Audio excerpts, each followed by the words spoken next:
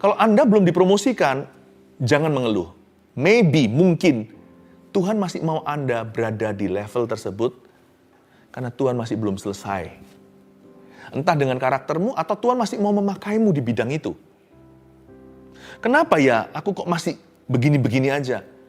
Mungkin Tuhan mau ajari sesuatu, bersyukur contohnya, atau merasa puas. Puas diri nggak bagus. Tapi merasa puas dengan berkat Tuhan yang sudah Tuhan percayakan, itu bagus. Itu membuat kita itu bersyukur. Membuat kita tidak melihat lubang donatnya. Membuat kita itu bisa syukuri apa yang ada. Sedikit pun terasa banyak karena hatinya bahagia. Yang dimaksudkan kepuasan di sini yang sehat adalah belajar untuk mensyukuri sedikit yang kau punyai. Kalau Anda belum dibawa lebih tinggi, jangan terburu atau tergesa, karena Tuhan Maha Tahu. Mungkin Tuhan ingin Anda tetap berada di level yang sama, karena Allah selain belum selesai dengan dirimu, mungkin Allah masih mau memakaimu di level ini.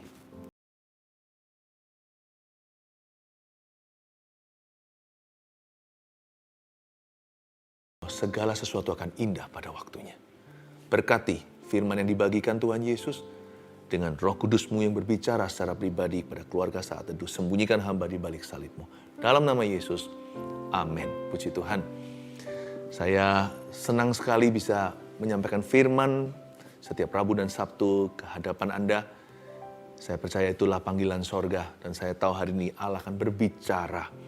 Sebelumnya kalau Anda belum subscribe ke channel ini, lekas di-subscribe supaya Anda selalu dibangun di atas dasar firman. Ya, jangan lupa tekan tombol notifikasinya supaya selalu ada pemberitahuan sebelumnya. Hari ini saya berikan judul khotbah singkat saya, yaitu yang penting sabar dan penuh persiapan. Saya ulangi lagi, yang penting sabar dan penuh persiapan. Buka di Bilangan pasal 20 ayat 22.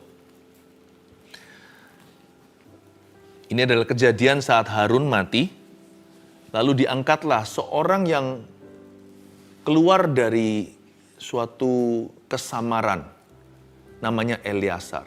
Bahkan setelah Tuhan mengangkat dia pun tidak kunjung terkenal. Orang lebih kenal Yosua. Padahal Eleazar ini adalah sosok pendeta di balik sang jenderal. Panglima Israel namanya Yosua, itu penasihat rohani dan pembimbing sesungguhnya adalah Eleazar ini. Meskipun Yosua punya hubungan pribadi dengan Allahnya, tapi Eleazar adalah imam besar yang menggantikan papanya, yaitu Harun. Jadi Eleazar ini siapa ya? Eleazar ini adalah adiknya Nadab dan Abihu, anaknya Harun, keponakannya Miriam dan Musa, dan rekan sebayanya Yosua. Ini orang luar biasa, underdog dalam bahasa Inggrisnya, pupuk bawang. Kurang dikembangkan, kurang diceritakan, tapi sebenarnya terkandung banyak harta sorgawi di dalam ceritanya.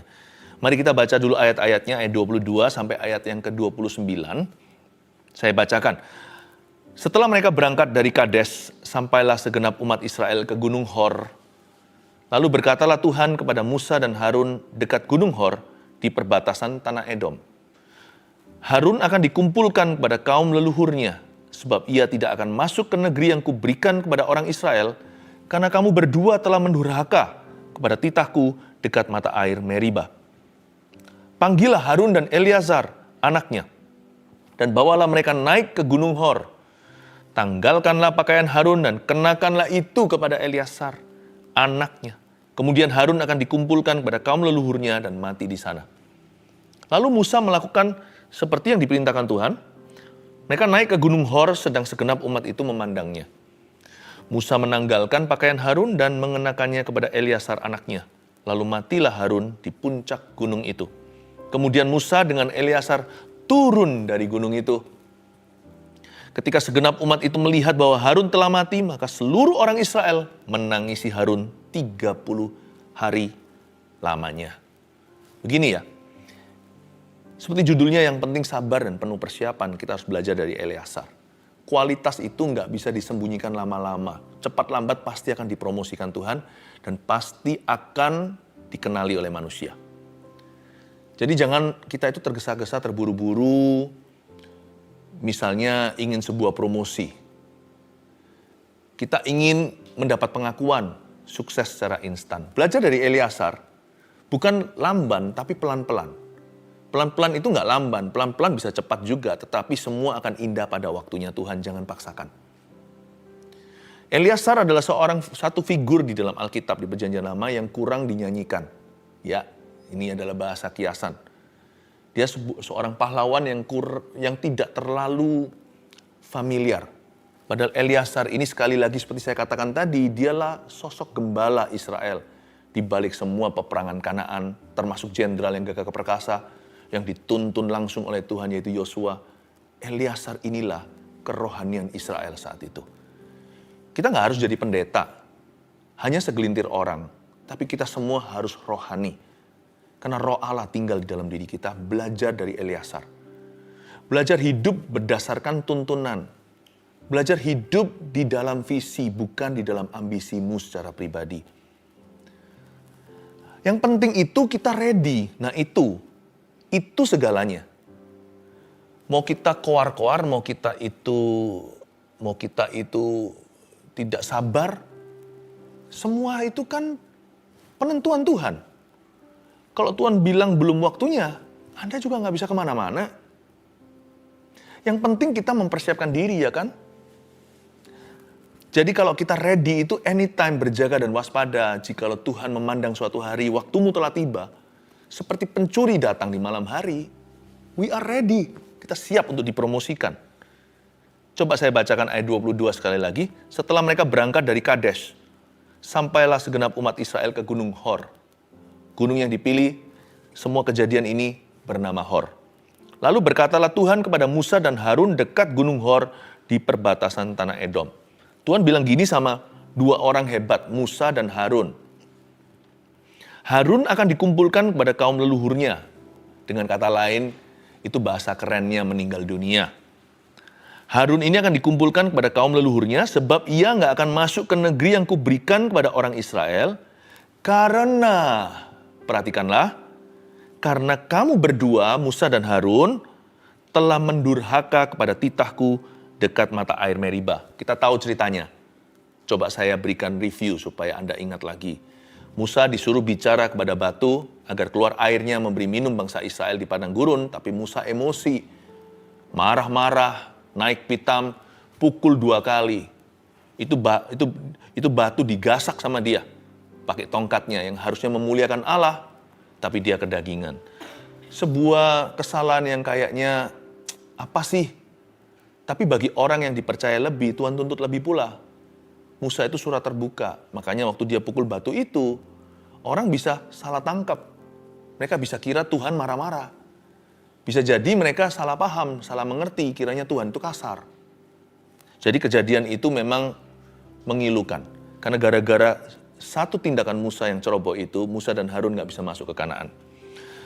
Kenapa saya bicarakan tentang kegagalan orang? Karena ini bukan gosip, karena ini tertulis dalam firman. Ingatlah, bahwa di dalam dunia ini, setiap kali kita melihat satu orang gagal, itu kesempatanmu untuk taat pada Kristus. Kita tidak bisa bertepuk tangan atas kegagalan orang, apalagi kejatuhan hamba Tuhan. Ketika ada orang Kristen yang kena musibah, anak Tuhan yang jatuh dalam dosa, hati kita harus turut merasakan duka. Jangan kita happy ya atas kesengsaran orang lain, sekalipun itu adalah salah mereka sendiri. Jangan pernah kita kapok-kapokin orang. Jangan. Orang yang begitu biasanya suka menghakimi, merasa benar sendiri, cepat lambat dia sendiri akan jatuh. Saya bicara ini bukan sebagai seorang oportunis ya, bukan seorang yang mencari kesempatan dalam kesempitan. Ini hanyalah sebuah kebenaran sederhana. Bahwa di mana ada ketidaktaatan, di situ Tuhan cari orang berikutnya yang mau mentaati dia. Jadi Anda dan saya itu nggak usah tampil ke depan. Kalau kita itu punya kualitas hati, Tuhan nanti yang cari. Promosi itu tidak datang dari timur maupun barat, tapi datangnya dari Allah Maha Kuasa. Datangnya bukan dari kiri dan kanan, tapi dari atas. Karena itu kualitas tidak bisa disembunyikan. Pasti cepat lambat akan dicermati oleh Tuhan. Yang penting hati kita ready to obey, siap untuk mentaati. Musa dan Harun sempat gagal. Dan di tempat kegagalan mereka, Tuhan bangkitkan Eleazar dan Yosua. Dulu Musa dan Harun, sebentar lagi Yosua dan Eleazar.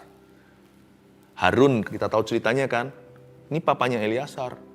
Waktu Musa naik ke gunung 40 hari, puasa dapat 10 perintah Allah di 2 loh batu. Turun gunung, belum sampai mendarat, dia lihat semua bangsa Israel sudah membuat anak lembu emas dan menari-nari, melakukan perjinahan secara rohani maupun jasmani. Musa berkata, apa-apaan ini? Harun berkata, mereka memaksaku. You see, kita tidak boleh merasa lebih bagus dari Harun, lebih suci. Kita sendiri seringkali melakukan hal-hal serupa. Tapi sekalipun hati kita iba, di situ ada kesempatan sorga. Ketika Anda melihat seseorang di dalam masyarakat yang tidak taat, disitulah letak ketaatanmu diperlukan. Tuhan sebentar lagi akan membangkitkan di tempat gagalnya Harun dan Musa itu, Eleazar dan Yosua. Ayat 25, panggillah Harun dan Eleazar anaknya. Wow! Dan bawalah mereka naik ke Gunung Hor. Coba bayangkan kalau Anda jadi Eleazar. Eleazar ini nggak dominan. Ini bukan tipe kalau di dalam film-film mafia, dia bukan gangland bosnya. Dia adalah tokoh yang tidak terduga, ternyata nanti dipilih jadi pemimpin keluarganya. Ya, kalau itu dari sisi gelap dunia. Sisi terang juga sama. Anda nggak akan pernah sangka ternyata Daud si bungsu yang diurapi. Samuel kira itu koko-kokonya. Koko nomor 1, nomor 2, nomor 3, gagah-gagah semuanya pakai baret hijau, baret merah. Ya, pasukan khususnya Saul, nggak dipilih semua. Anda akan kaget sekali. Kita akan terkejut bahwa di dalam hidup ini banyak hal yang tidak terduga. Ketika Eleazar anak yang non-dominan, karena koko-koko sebelumnya itu yang sangat inovatif. Saking inovatifnya, sampai mereka tidak tahu batas. Mereka ciptakan api-api asing ditaruh di atas mimbar. Di atas mezbah itu demi supaya dikagumi oleh umat. Ya, jadi Nadab dan Abihu itu demi sukses ministry, mereka halalkan segala cara. Siapa sangka nanti pucuk pimpinan, imam besar itu akan jatuh ke tangan si adik kecil Eleazar itu. Yang sama sekali tidak dominan, kemungkinan bisa jadi introvert loh. Dia bukan yang extrovert, bukan orang yang gampang bergaul, yang supel, mungkin agak pemalu, shy. Ya. Justru Tuhan panggil dia, panggillah Harun dan Eleazar. Kagetnya setengah mati pasti. Aku. Panggillah Harun dan Eleazar anaknya dan bawalah mereka naik. Naik ke puncak gunung, tinggi-tinggi sekali. Kalau kita naik ke atas gunung itu, semua mata bangsa itu melihatnya. Kalau saya jadi Eleazar, pasti akan nervous sekali. Pasti akan grogi. Di depan banyak orang gitu, kita sudah gak berani lihat mereka. Apalagi ini bukan si anak sulung ya kan. Bukan orang yang dijagokan. Jadi pengganti papanya atau jadi sang pemimpin bangsa. Gak ada sama sekali yang namanya tanda-tanda. Eleazar itu hanya apa sih? Dia hanya jaga hati. Jaga hidup jaga kekudusan. Mempersiapkan diri. Ya, meskipun Alkitab nggak nulis secara spesifik, tapi saya yakin dia improve, dia punya skill. Suatu saat tiba-tiba ada suara dari sorga. Panggillah Harun dan Eleazar. Anaknya, bawa mereka naik ke puncak gunung Hor. Di depan setiap pasang mata bangsa Israel. Wow! Ya semua orang tahulah itu apa terjadi. Berarti Eleazar memang dipilih. Ingat ya, your promosi kita akan terjadi in God's way and God's time. Semua kan harus terjadi di waktu Tuhan dan dengan cara Tuhan. God's way and in His time. Jangan paksakan itu. Yang penting kita harus sabar. Sabar itu bukan pasif. Pasif itu kosongan. Sabar itu diam-diam mempersiapkan. Selalu mempersiapkan diri. Itu sabar. Orang sabar itu tidak terburu-buru seperti dikejar hantu. Orang sabar itu punya prioritas yang jelas. Hari ini gak apa-apa. Aku tidak bernafsu kok dapat sesuatu. Aku nggak langsung ingin terkenal atau apa. Dipakai Tuhan secara luar biasa dan besar. Dipandang manusia, enggak bukan itu yang kucari. Aku belajar setia dalam perkara kecil dan perkara sederhana. Orang sabar itu tahu 1, 2, 3. Bisa ucapkan dengan jelas urutan ABC. A, B, C, D, E, F, G. A, B, C, D, E, F, G. Dia ngerti. A datang sebelum B, B sebelum C, C sebelum D. Orang sabar itu punya PR. Dia punya agenda. Tapi dia tidak mengemukakan atau mengutamakan keinginannya. Tapi dia taruh layer demi layer lapis legitnya. Fondasi demi fondasi dia pasang dulu. Pertama takut akan Allah. Lalu belajar setia dengan perkara sederhana. Belajar jadi orang yang bisa dipercayai oleh sesamanya. Tidak pernah mengkhianati temannya. Tidak pernah mengkhianati kepercayaan. Tidak pernah meremehkan. Lalu dia improve apa yang merupakan talentanya. Dia ngerti game plan-nya. Dia paham. He masters his art. He masters his craft. Ya. Dia menguasai keahliannya. Dia asah dan diasah dan diasah. Dia nggak terburu-buru ingin membuktikan diri. Itulah Eleasar. Anak diam-diam. Dikecilkan tapi cabai rawit. Diam-diam tapi menghanyutkan. Daripada orang yang suka gembar-gembor sana-sini. Suka klaim-klaim ngaku-ngaku. Pembuktian diri. Mencari pujian sia-sia. Mengejar kekaguman manusia. Tapi dalamnya rapuh dan hampa. Yang ada hanyalah kuantitas yang dipaksakan. Dalamnya nggak ada kualitas sama sekali. Tuhan nggak mau kita begitu di akhir zaman ini. Tuhan mau kita hidup sebagai anak-anaknya yang berisi. Kita boleh gemuk, tapi gemuk kita itu di dalam. Ya. Kita boleh besar kita itu di dalam dulu. Kita boleh berotot kita itu di dalam dulu. Panggillah Harun dan Eleasar anaknya dan bawalah mereka naik ke gunung Hor. Tanggalkanlah pakaian Harun dan kenakanlah itu kepada Eleasar anaknya. Kemudian Harun akan dikumpulkan kepada kaum leluhurnya dan mati di sana. Lalu Musa melakukan seperti yang diperintahkan Tuhan. Mereka naik ke gunung Hor sedang segenap umat itu memandangnya. Lalu Musa menanggalkan pakaian Harun dan mengenakannya kepada Eleasar anaknya. Lalu matilah Harun di puncak gunung itu. Kemudian Musa dengan Eleasar turun dari gunung itu. Perhatikan ayat 28a, Musa menanggalkan pakaian Harun dan mengenakannya kepada Eleasar. Untuk kita naik ke gunung itu, semua orang bisa ke puncaknya karena dia beruntung mungkin, atau mungkin karena dia berkarisma. Kalau Anda punya keahlian lebih di atas rata-rata, Anda pasti naik ke gunung sesuatu. Paling tidak, Anda pasti berdiri di atas sebuah bukit dalam hidup ini. Tetapi masalahnya bukan hanya naik ke gunung itu. Banyak orang naik gunung lalu jatuh. Banyak orang diangkat atau dipromosikan, lalu kemudian hari berubah setia dan gagal. Tidak sedikit orang-orang yang mengalami urapan, seperti Simpson di dalam Alkitab, tetapi ternyata nanti akhirnya berzina. Banyak orang yang mengecap sebuah keberhasilan, tapi habis itu hidupnya berantakan, karena berkat Tuhan itu tidak disertai dengan karakter untuk mempertahankannya. Naik ke gunung itu gampang. Ya nggak gampang sih, tapi bisa. Tapi tetap di atas gunung itu, bertahan pada puncaknya. Seperti di kitab Perjanjian Lama, ada kalimat Nabi, dan kau membuat kakiku selincah kaki kijang. Kaki rusa, aku bisa beranjak dan menari-nari di atas bukit-bukitku. Kita bukan hanya bertahan di atas sana, kita bisa lama. Kita bisa di atas situ tetap pada puncak jaya, dan menjadi berkat bagi sesama. Menjadi dampak buat dunia. Bukan 1 hari, 2 hari, 1 minggu, 2 minggu. Bukan 1, 2 tahun. Tapi seumur hidupnya bersama dengan Tuhan. Itu dibutuhkan karakter yang matang. Charisma can get you to the top. But only character will help you stay on top. For a long, long time. Karisma bisa membawa kita ke puncaknya. Tapi hanya karakter yang bisa membuat kita tetap bertahan di atas sana. bersama dengan Tuhan kita untuk waktu yang lama atau sampai seumur hidupnya.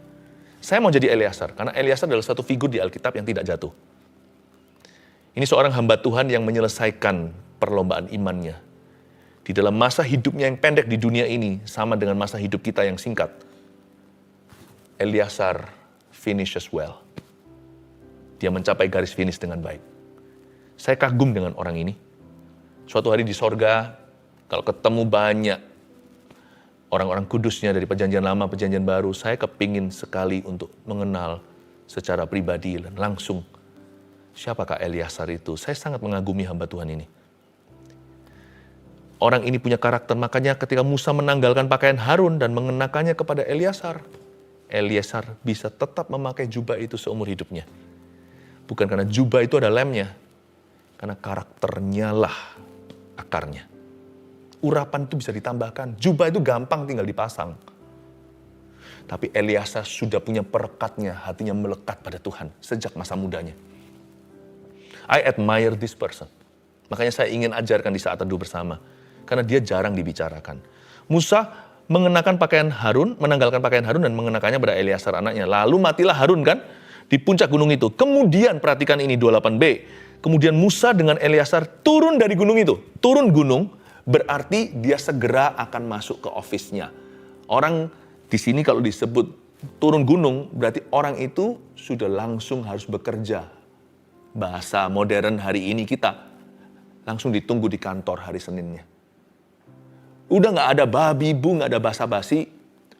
Gak ada yang namanya perayaan yang berlebihan atau seremoni-seremoni. Udah aja langsung dapat urapan, udah gak usah cari perhatian. Turun gunung, langsung kerja untuk Tuhan. Kerja secara profesional dan lanjutkan kesetiaanmu. Dulu perkara sederhana, sekarang lebih rumit. Karena dia lebih rumit karena dia harus memimpin satu bangsa. Dulu perkara kecil, sekarang perkara besar. Wow, dia jadi gembala satu negara. Lihat, dia nggak ada yang namanya gimana-gimana, nggak pakai perasaan-perasaan. Menurut saya yang melumpuhkan banyak orang Kristen ya hari-hari ini anak-anak Tuhan adalah terlalu pakai perasaan. Saya nggak berkata itu salah, nggak. Perasaan itu ada tempatnya. Tapi kalau semua kita rasakan pakai perasaan, waduh, nggak akan mulai-mulai, nggak akan start pun nggak akan finish. Terlalu banyak pakai perasaan ini, perasaan itu. Suka nggak suka, dalam waktu suka atau duka, baik nggak baik waktunya. Bagi saya, seperti saya, orang seperti kami ini yang pemberita firman, beritakan firman. Kalau saya memberitakan firman begini Rabu Sabtu, kan saya nggak selalu terus tanya perasaan saya. Adakah di antara Anda yang tanya, how do you feel today, Pastor Philip? Bagi saya sih, it's not important ya. Bukan berarti perasaanku nggak penting, tapi dibanding dengan apa yang kita harus kerjakan, apa yang kita emban, tidak penting. Perasaan itu ada tempatnya di dalam hadirat Allah dan kepada orang yang tepat. Tapi jangan terlalu megahkan feelingmu. Because we ought to live by faith. And faith spells obedience.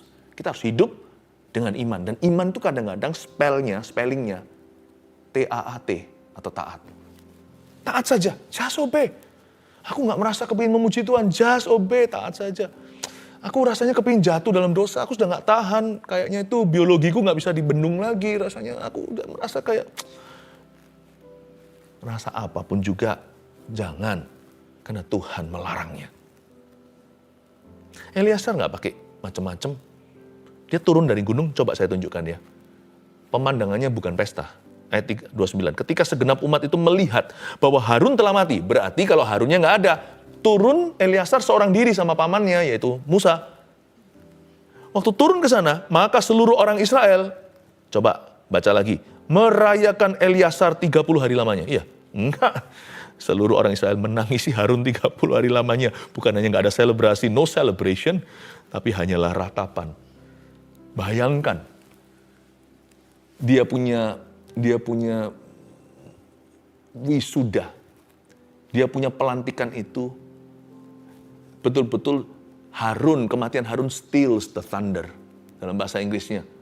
Berarti steals the limelight atau mencuri momennya. Momentum itu tercuri karena kematian papanya.